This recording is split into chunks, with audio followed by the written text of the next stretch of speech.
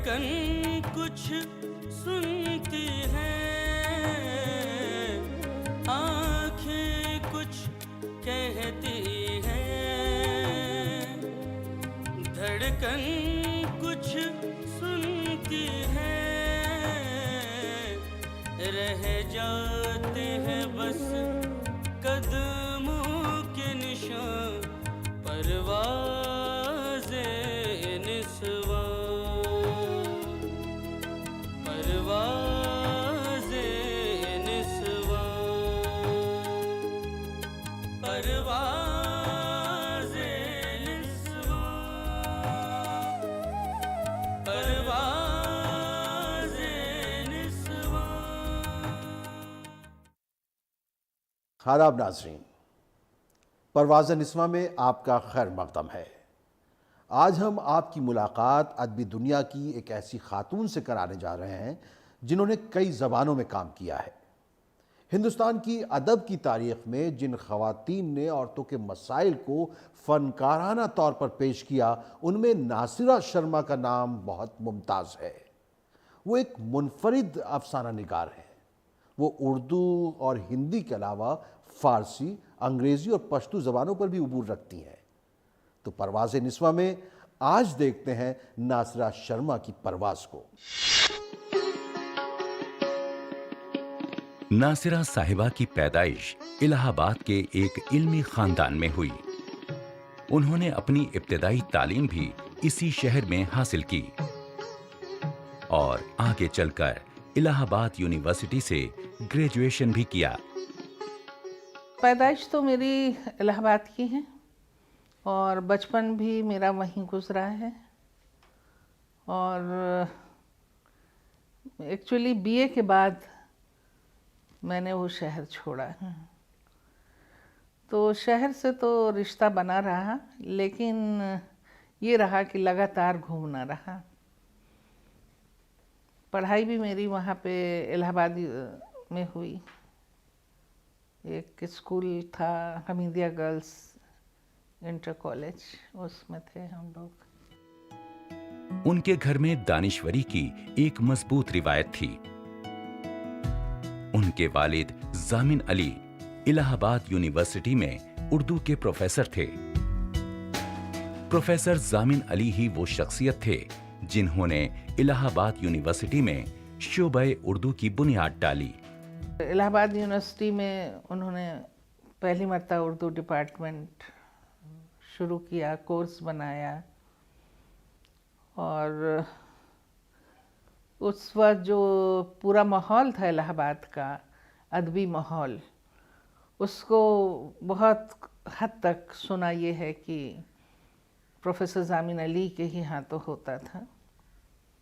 और उसके बाद तो बहुत सारे कामयाब और अच्छे प्रोफेसर भी हुए उर्दू के, और तनकीद निगार भी हुए, और बहुत कुछ हुआ। इलाहाबाद यूनिवर्सिटी में उर्दू डिपार्टमेंट बहुत इम्पोर्टेंट डिपार्टमेंट हो गया। नासिरा साहिबा के घर का माहौल इल्मी और रोशन ख्याल था। उनकी वालिदा ने उनको और उनकी बहनों को तालीम, आला परवरिश और इंसानियत की समझ अता करने में एक अहम रोल निभाया। माँ मेरी जो थी वो बहुत ही मोहब्बत करने वाली, और उनके दिल में बहुत ज़्यादा अरमान था कि हम लोग एजुकेटेड हों और बाहर निकलें, लिखे पढ़ें। तो मुझे लगता है आज हम तीनों बहनें जहाँ पे हैं उसमें हमारी माँ का बहुत बड़ा कंट्रीब्यूशन है। और टिपिकल मुस्लिम घराने जो हुआ करते थे, ज़मींदाराना या नवाबों के या गरीबों के, उस तरह का हमारा ख़ानदान नहीं था। हम लोग खुशहाल लोग थे और सीधे साधे हम लोगों की ज़िंदगी थी, जिसमें इस बात का बहुत ज़्यादा हम लोगों को तालीम दी गई थी कि दूसरों का दिल ना दुखाना, अपनी तारीफ़ ना करना। नासिरा साहिबा के ख़ानदान के लोग न सिर्फ उर्दू अदब के कदरदान थे, बल्कि खुद भी लिखा करते थे। उनके कुंबे में बहुत लोग थे जो मुख्तलिफ मौज़ूआत पर अपने ख्यालात का इजहार लिख कर किया करते थे। तो ये कहना गलत नहीं होगा कि लिखने का हुनर उन्हें विरासत में मिला। मेरे वालिद के दादा थे, वो अवधी के शायर थे।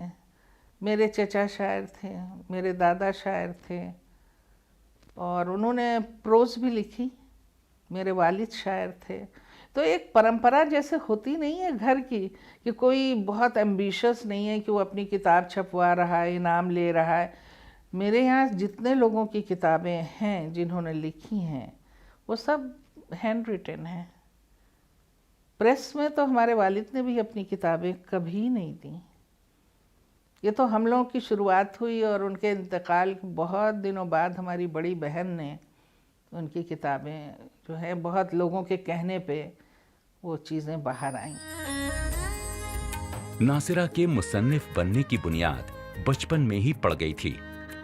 उन्होंने अपनी पहली कहानी तब लिखी जब वो स्कूल में ही थी, और उनकी इस कहानी को इनाम भी मिला। फिर इसके बाद उनका कलम कभी रुका नहीं। लिखने का सिलसिला तो बचपन से था, क्योंकि मैंने पहली कहानी तब लिखी थी जब स्कूल में कंपटीशन हुआ था। और शायद मेरी बड़ी बहन, जो मंझली बहन है, जो कहानी भी लिखती हैं थी उस ज़माने में, और शायरी भी करती हैं, अब भी करती हैं, और हिस्ट्री में वो सेंट्रल एशिया की एक्सपर्ट रही हैं, तो उन्होंने थोड़ी बहुत ज़रूर मदद की होगी, और उसमें मुझे कंसोलेशन प्राइज़ भी मिला। फिर उसके बाद सबका लिखना पढ़ना था, तो धीरे धीरे 7वीं क्लास में एक कहानी छप गई। फिर उसके बाद JNU में आई, तो वहाँ फिर बच्चों को कहानी सुनाते सुनाते खुद लिखने लगी। बस इस तरह से शुरू हो गया। लेकिन बच्चों की राइटिंग से एक्चुअली मैं सीरियसली दाखिल हुई हूँ। नासिरा के लिखने का सिलसिला आगे बढ़ा और उनकी कई किताबें मशहूर हुईं। उनमें कुछ खास नाम हैं: पत्थरकली, बुतखाना, अक्षयवट, संसार, इब्ने मरियम और पारिजात। कहानियां लिखने के लिए नासिरा अपने घर के इल्मी माहौल से जरूर मुतासिर थीं, पर उनकी ताकत थी उनकी ऑब्जर्वेशन।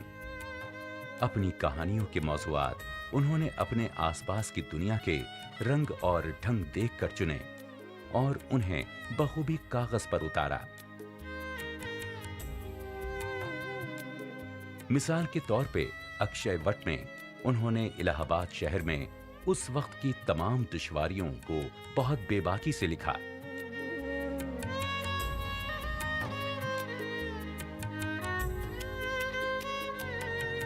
अक्षयवट जब मैंने लिखना शुरू किया तो मेरे जहन में था कि पूरी दुनिया में कोई गदर मचाए हुए हैं। तो पहले तो जो हैं लोकल गुंडे हैं, छोटे मोटे नेता हैं, और उसमें बड़े नेता भी शामिल हैं, पुलिस है और वकील है। पूरी दुनिया का उसमें चुना इलाहाबाद मैंने इसलिए था कि इलाहाबाद में मैं कुछ ऐसे एक्सपीरियंसेस से गुजरी थी जहाँ पुलिस का जो सबसे स्याह चेहरा था वो मैंने देखा, और प्रशासन का, और वहाँ के बहुत ही ज़्यादा जैसे ज़िम्मेदार लोगों को। और जब मैं उस सारे तजर्बे से निकली तो मुझे लगा पूरी दुनिया में तो यही हो रहा है, पूरी दुनिया में यही हो रहा है। तो उसमें फिर अक्षयवट को मैंने लिया, और उस चीज़ का भी अफसोस किया कि इलाहाबाद जैसा शहर जो है वो किन चीज़ों का शिकार होता जा रहा है, और कितने बड़े बड़े उसने इंटेलेक्चुअल्स दिए और क्या नहीं किया इलाहाबाद यूनिवर्सिटी ने। ख़ास तौर से 70 के बाद जब हिंदी फिक्शन का जिक्र करते हैं और एक नए अफसानवी मंजरनामे पर जब हम डिस्कस करते हैं, जब बहस करते हैं, तो उसमें एक बहुत ही नुमाया नाम उभर के सामने आता है, और वो है नासिरा शर्मा का। नासिरा शर्मा ने अपनी पूरी अदबी ज़िंदगी में कहानी को ओढ़ना बिछौना बना लिया। वो JNU में प्रोफेसर रहीं उस वक्त भी, और रिटायरमेंट के बाद भी, यानी सुबकदोशी के बाद भी, और आज भी नासिरा शर्मा उसी रफ्तार से लिखती रही हैं जिस रफ्तार से वो पहले लिखा करती थी। मेन तो हम लोग पढ़ने लिखने ही वाले लोग थे, क्योंकि घर में का माहौल ऐसा था। लेकिन जो मुझे अट्रैक्ट करता था बचपन में, वो अपने ज़ीरो रोड की बड़ी बड़ी कोठियाँ, बड़े बड़े घर, चौड़ी सड़कें अट्रैक्ट कभी नहीं की, क्योंकि वहाँ से मैं निकल जाती थी सेंट एंथोनी, वहाँ तक मैंने सेकंड क्लास पास किया। और उसके बाद एक इलाहाबाद में बहुत ज़बरदस्त मूवमेंट था मुस्लिम लड़कियों की तालीम का। तो हमीदिया जब उठा तो जितने भी अच्छे घरानों की लड़कियाँ थीं सबको ये इस मूवमेंट में माँ बाप ने शामिल किया। तो हम तीनों बहनें भी वहाँ गए। तो मैंने 3rd से पत्थर गली में ये था। मेरी एक कहानी संग्रह का नाम भी पत्थर गली है। तो आज भी जो मेरी कहानियाँ उठती हैं कहीं ना कहीं उस गली से उठती हैं, क्योंकि वो बहुत दिलचस्प गली थी। और बचपन मेरा ऐसा गुजरा कि घर में तो बहुत डिसिप्लिन था, क्या बोलो क्या ना बोलो, कैसे उठो, क्या पढ़ो और कैसे बुज़ुर्गों से बर्ताव करो। लेकिन जो पत्थर गली थी उसमें सब फ्रीडम थी। तो मेरा ऑब्ज़र्वेशन बड़ा गज़ब का था कि लोग जो हैं वो सड़क को अपनी आंगन बना के रहते हैं, उसी में मार धाड़ भी है, लड़ाई भी है, कोसना काटना भी है, दर्जी कपड़ा सिल रहा है, हलवाई जो है वो मावा घूटे चला जा रहा है। तो इतना कुछ पढ़ने को था। और मेरी दिलचस्पी इतनी हो गई थी कि जब तक हम लोगों की सवारी आती लेने के लिए, तब तक मैं दाई के साथ जो लड़कियां पैदल जाती थीं आसपास जगहों, उनके सब के घरों में मैं जा जा के उनका पूरा सब देख के और बड़ी शराफत से लौट के मैं आ जाती। तब तक हम लोगों की सवारी आ जाती थी, हम तीनों बहनें बैठ जाते थे। तो मेरी कहानियों में जो आया है वो मेरा घर नहीं आया है, ना मेरा मोहल्ला इतना आया है जितना वो पत्थर गली, नखास कोना और ये सब चीज़ें। नासिरा की जिंदगी में एक अहम मोड़ तब आया जब उन्होंने शादी करने का फैसला किया। नासिरा के घर वाले रोशन ख्याल थे, पर वो खुद उनसे भी एक कदम आगे थी। प्रोफेसर आरसी शर्मा को अपना हमसफर चुनने के वक्त नासिरा ने इस बात की परवाह नहीं की कि मजहब के बाहर शादी करने पर वो बहुत से लोगों को नाराज कर देंगी। शादी में घर में थोड़ा सा ये ज़रूर था कि लोग हर्ट हुए थे, लेकिन मेरी माँ जो थी वो हर्ट होने से ज़्यादा या भाई हर्ट होने से ज़्यादा ये फिक्रमंद थे कि मैं ठीक से रह पाऊँगी कि नहीं। और इस तरह का अपमान जैसे लोग सहते हैं या जुल्म, इस तरह का हम लोगों ने कुछ नहीं सहा। मेरे घर में बहुत लचीलापन है और अब तो इतनी ढेरों बहुएं ब्राह्मण्स की आई हुई हैं हमारे घर में, कहना ही क्या। बहरहाल उनकी शादीशुदा जिंदगी बहुत खुशहाल रही।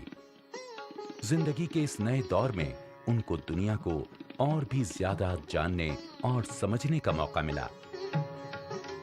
देखिए, हम तो सीधे शादी के बाद इंग्लैंड रहे 3 साल। तो मानी बात है, इलाहाबाद जैसे सिटी से निकल के आप एडिनबरा जैसे खूबसूरत जगह पहुंच जाएं और पूरे इंटरनेशनल लेवल के पीएचडी स्टूडेंट आपको घेरे रहें, और ना तो उनका एक्सेंट समझ में आता था और ना खान पान। तो 6 महीने तो का खासा डिप्रेशन रहा मुझे। लेकिन उसके बाद तो बहुत ही दिल लगने लगा नहीं आएंगे। और फिर सीधे हम जेएनयू आ गए। तो जेएनयू में 28 साल रहने का बहुत बड़ा मतलब था। तब मैं 22 साल की थी और 28 साल रही मैं। बच्चे 3 साल और 2 साल के थे।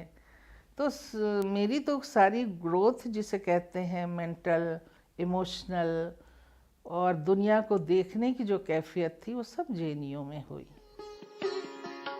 नासिरा शर्मा की शख्सियत और लिखाई की सबसे बड़ी खासियत है कि वो अपने ख्यालात को आवाज देने के लिए किसी एक जबान से बंधी नहीं रहीं। उन्होंने एक साथ 2 जबानों, उर्दू और हिंदी में अपने अफसाने लिखे।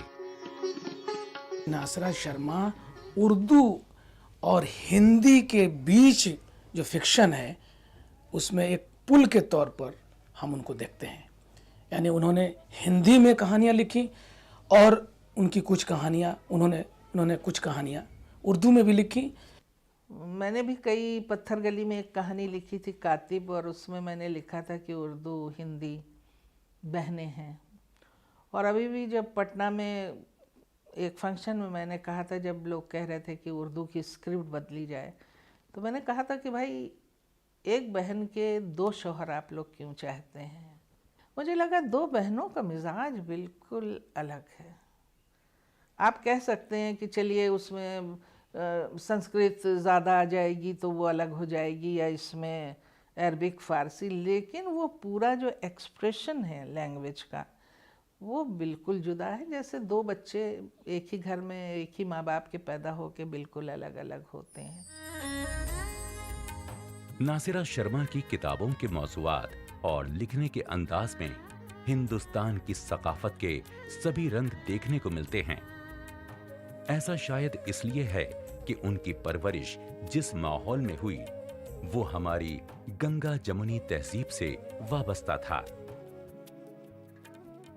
देखिए, मौज़ूआत तो मेरे ऐसे रहे हैं कि जो बचपन गुजरा है जिस घर में, उसमें हिंदी और उर्दू का फ़र्क नहीं था। मोहल्ला जो था वो हिंदू मुसलमान इतना मिक्स था कि दिवाली अगर शंभू लाला जी के यहाँ होती थी तो दरअसल वो हमारे यहाँ भी होती थी। और जिस तरह के खिलौने टोकरी भर के हम लोगों के पास आते थे, और जो पूरा नाश्ता आता था पापड़ का, सेव का, तो हम लोग ने तो पूरे हिंदुस्तान को जिया है बचपन में। कोई छुआछात और ये सब का माहौल हमारे यहाँ था नहीं। और एक एक से शायर हमारे यहाँ आते थे, जब वो महीने में हर दफ़ा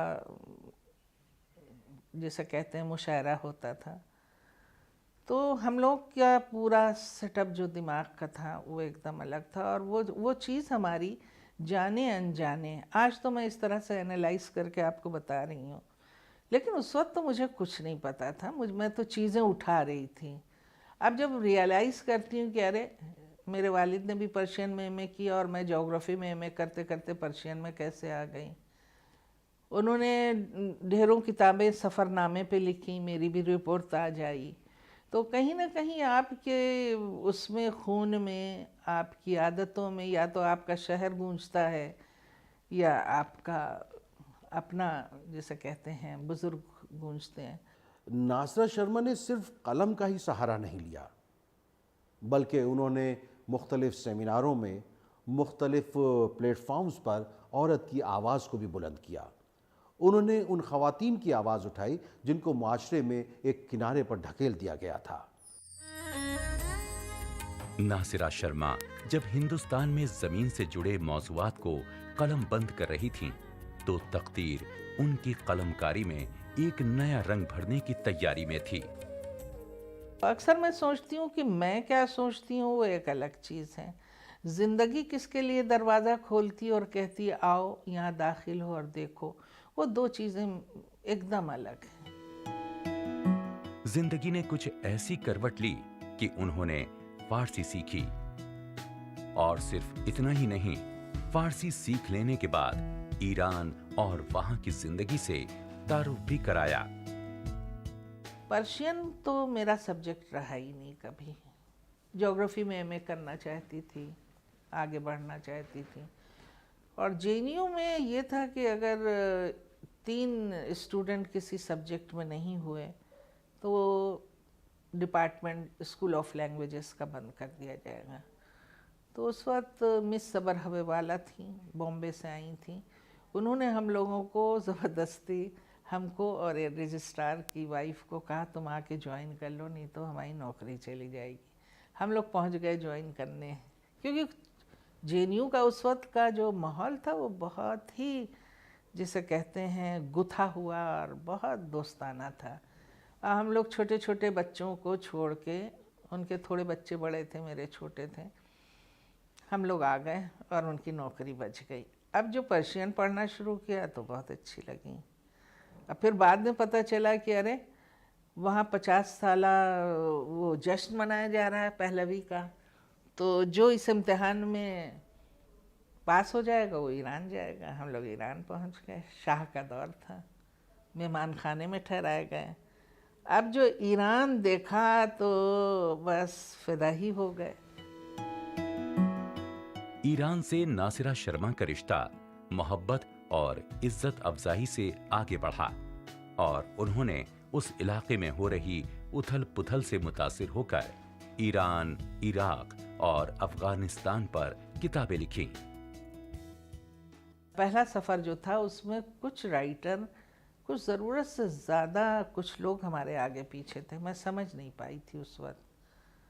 जब दोबारा गई तो फिर वो लोग मिले और उन्होंने कहा कि तुम्हारा प्रेस आज़ाद है, हमारी बात करो, और ये शाही तख्ता पलटना है, ये है। तो कुछ पल्ले नहीं पड़ रहा था कि लोग कैसे और क्या है। तब तक हम लोग थोड़ी मॉडर्न पर्शियन समझने लगे थे।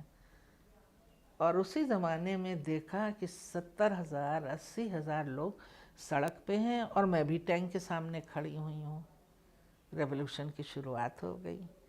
सब माइंड में गांधी जी थे, पंडित नेहरू थे, और आज़ादी का पूरा जोश व खरोश था जो हम लोगों को लिटरेचर में पढ़ाया था, वो कहीं से उबल के आ गया। और पूरा जो मूवमेंट था उस वक्त का वो था कलम की आज़ादी और बयान की आज़ादी।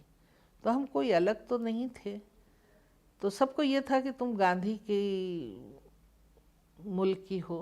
गांधी का तो बहुत ज़्यादा ईरान में, बहुत ज़्यादा ईरान में इज्जत थी, और तो आप कुछ कीजिए।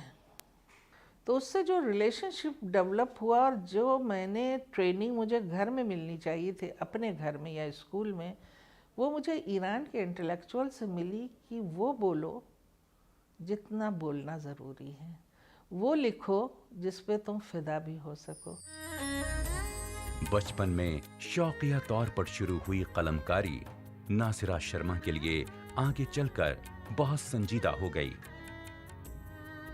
अपनी किताबें लिखने के लिए नासिरा को बहुत जद्दोजहद से गुजरना पड़ा। राइटिंग में मैंने बहुत आरामदेह राइटिंग नहीं की है। जो दिमागी तौर से मैंने चीज़ें सही या इमोशनली जो जवार भाटा मेरे अंदर होता था, उस सब का असर तो राइटिंग में किस तरह निकला ये तो मेरे पढ़ने वाले जानते होंगे। लेकिन मेरे अंदर की दुनिया इतनी ज़्यादा गुस्तरदा हो गई थी। आज के मुआशरे के लिए नासिरा का पैगाम इंसानियत का है और वो मानती हैं कि इंसानियत का जज्बा आम करने के लिए अदबी उलूम एक बहुत अहम रोल अदा करता है। हर इंसान को इंसान बने रहने के लिए कोशिश करना चाहिए, और इंसान बने रहने के लिए सबसे बड़ी बात होती है कि वो लिटरेचर पढ़े, क्योंकि लिटरेचर में सही मानों में वो दूसरे इंसान से मुलाकात करता है। अपने मिजाज, अपनी शख्सियत और अपनी ज़िंदगी के मुताबिक अगर देखा जाए तो नासिरा शर्मा जैसी शख्सियत सेकुलर रिवायात की अमीन है। वो तर्जुमान है हमारे हिंदुस्तान की सेकुलर रिवायात की। उनकी शख्सियत हमारी आज की ख़वातीन के लिए मशअले राह हो सकती है। हमारी ज़िंदगी में ऐसे चिराग हमेशा रोशन रहें।